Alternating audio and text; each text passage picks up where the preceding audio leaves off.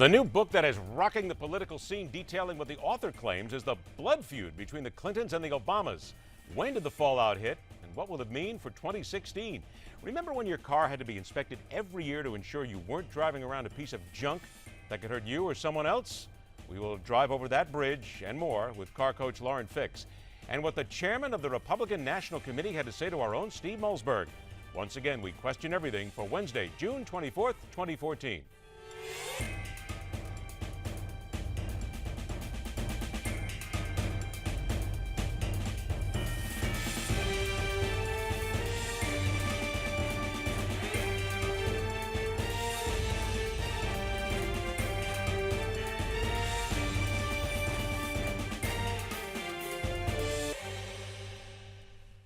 And by the way, just so no one has an accident, it is June 25th. All right, just had to be sure, okay? So nobody says I'm not a day behind. So sit back, relax, we'll do the heavy lifting. It's all right. Also coming up this hour, part 3 of our exclusive interview with noted author and Dr. Ben Carson. However, before we begin all that, let's go ahead and begin with Newsmax Now and Francesca Page.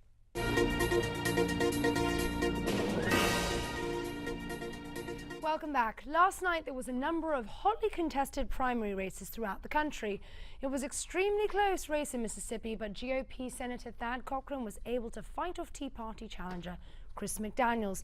The race between Cochran and McDaniels is being called one of the hardest fought political races in decades. Longtime Mississippi Senator Thad Cochran bombarded voters with robocalls leading up to election night and spent millions of dollars to keep his seat. And in New York, the Democratic primary race between U.S. Representatives Charles Rangel and the challenger, State Senator Adriano Espaillat, was too close to call this morning. With 99% of the vote counted in unofficial results, Rangel led Espaillat 47.4% and 43.7%. Officials say less than 2,000 votes separated the two candidates. The Associated Press did not declare a winner because the New York's Board of Elections was unable to confirm how many absentee ballots remained. And the latest reports are saying Rangel was able to defeat the state senator, but the New York Times is saying results can drag into next week. We'll continue to follow this race for the New York's 13th congressional district. And just over the bridge in New Jersey, Governor Christie is back in the spotlight for a second bridge investigation. Now authorities say the governor may have violated laws involving Pulsaki Skyway Bridge. The new probe into the New Jersey governor was prompted by an ongoing investigation into Bridgergate. According to the New York Times, officials are investigating whether bondholders were intentionally deceived by a $1.8 billion agreement to repair the Skyway Bridge. The Christie administration lobbied Port Authority for money to help repair the Pulsaki Skyway, but was told no because the bridge is state-owned and operated. Christie is a potential 2016 Republican contender for the White House. That's your Newsmax Now update. Back to Midpoint.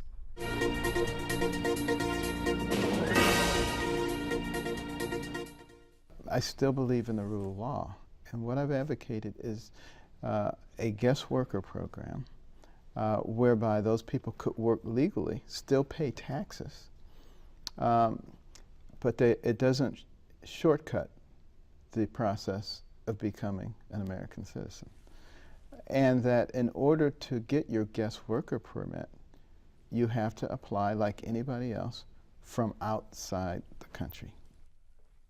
Noted author and neurosurgeon Dr. Ben Carson has always been outspoken on the issue of illegal immigration.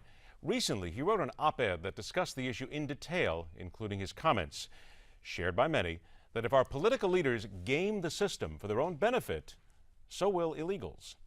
Dr. Carson discusses the immigration issue more in depth and a whole lot more in this third part of our exclusive interview with the man some believe might be a good choice for a presidential run in 2016, a discussion you will only see here on the Newsmax TV network. More than 10 million illegal aliens here in the United States, and those numbers are growing exponentially every single day. Yes, they are. So then, in your opinion, should they be given work status without citizenship? Should they be given full amnesty or be deported? Well, what I've advocated is that, first of all, I don't think you should reward illegal activity of any type. I do recognize that there are many jobs in this country that Americans don't want to do. And that if we didn't have some others to do them, it could wreak havoc on some segments of our society. I do understand that. But I still believe in the rule of law. And what I've advocated is a guest worker program whereby those people could work legally, still pay taxes, but it doesn't shortcut the process of becoming an American citizen. And that in order to get your guest worker permit, you have to apply like anybody else from outside the country. So if you're here illegally, you have to leave. You can apply. If you have a job and an employer, you can arrange with that employer to offer you a job. So it's very easy for you to get back in as a guest worker.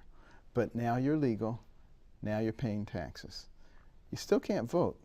And if you want to become an American citizen, you still have to apply for citizenship just like everyone else. I think that's a perfectly legitimate and fair way to do it. It seems much too logical. It really does, and we look at logic a lot of times that is completely overlooked. If it is so logical, and it is, why haven't we at least gotten close to that at this point? Because we want to use it as a political football. You know, people are looking for, see, how can I milk this thing for all I can get? You know, you look at what's going on right now at the borders with all these children pouring in. Well, you know, it was the announcement in 2012 that we're not going to be deporting certain unaccompanied minors, recognizing that that news would eventually spread like wildfire, and all of a sudden you would precipitate this humanitarian crisis that is going on now. And then you come and you can ask the opponents of the administration, well, what would you do? That's what the news media is kind of, well, how do we solve this problem? And of course, if they say something harsh, then you're cruel and you just don't care about children, or how could anybody be like that? And if you say something that's gentle and mild, you're for amnesty. It's a no-win situation while the administration sits above the fray and collects the admiration and gratitude of illegal and legal immigrants. Is that just it? The current administration has just sat above the fray far too often, and they simply don't want to get their hands dirty? Certainly in this case. You know, people say that they're stupid and inept. I don't believe that for 1 second. I believe that this is all part of a plan. And if you read that book that I told you about, 1958, The Naked Communists, you'll see exactly how it all fits into a plan. And unless Americans wake up, stop fighting each other, stop being called what Vladimir Lenin called useful idiots. He said we can just take what we're trying to do, we cloak it in the guise of liberalism, and we foist it on them, and they'll be like running behind us with their tongues hanging out saying this is great, having no idea that they're destroying their own nation. It would seem to many people that the Republican Party has alienated the Hispanic voter over the years. And certainly there was a time when the Hispanic voter was very heavily Republican, but now it has changed. Taking the lessons that you teach in the book then, how do they get that back? And how do they once again speak to the Hispanic voter and say, we are here for you? Well, I think not only the Hispanic voters, but the black voters, anybody who perhaps has not fully realized the American dream. I don't care what their national origin is. We need to be talking about the kinds of programs that allow people to move up out of the 47% which sunk Mitt Romney. How do we provide a ladder for people to move out of that situation? It's certainly not going to come by saying, there, you poor little thing, patting them on the head and saying, I'm going to take care of all your needs. All that does is keep people in a dependent and satisfied condition. We don't want that. We want people to aspire to the American dream. And you know, you look at some of the things that have been advocated by Muhammad Yunus, who won the Nobel Prize a number of years ago for his theory on microeconomics and doing microloans to create businesses, lifting millions of people out of poverty in Pakistan and India. Those same kinds of things can be done here. and there are people who are interested in doing them. We're going to have to give them a lot more spotlight. I think the Republican Party and conservatives really should be grasping these things. There was a program I was speaking at in Memphis, Tennessee, Hope Works. They would go out, this was a faith-based initiative, but they would go out and find people who were really experiencing life at its worst. And they would bring them in, give them a 13-week course on, being responsible, cleaning yourself up, doing the things that are necessary to get and maintain a job. They would help them get jobs. 70% of those people were off the public rolls. One young lady I was really impressed with, who was homeless and on drugs, was only a few months away from getting her PhD. I mean, you think about all the potential that exists out there. We need to be finding those people. We need to be developing that potential, because we only have 320 million people in this country compared to China, India, places like that. We need to develop all of our people. We really can't be wasting them. Dr. Carson, one of the things that caught me in your book that really spoke was you said that when you educate a person, you liberate him. So I'm curious how that message came true in your own life and how you still use that philosophy today with everybody you meet. Well, certainly, as a youngster, I thought I was stupid. And there was pretty much unanimous agreement about that amongst my classmates and teachers. My mother was the only one who thought differently. And she made us read books, very much against our will.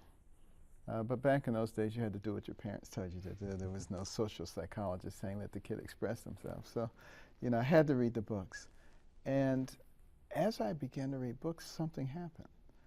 All of a sudden, I knew the answers. I used to just marvel that some of the smart kids knew the answers all the time. I said, wow, I knew that answer because I was reading that book. That got me excited. I started reading everything I could get my hands on. My mother didn't have to make me read. She would say, Benjamin, put the book down and eat your food.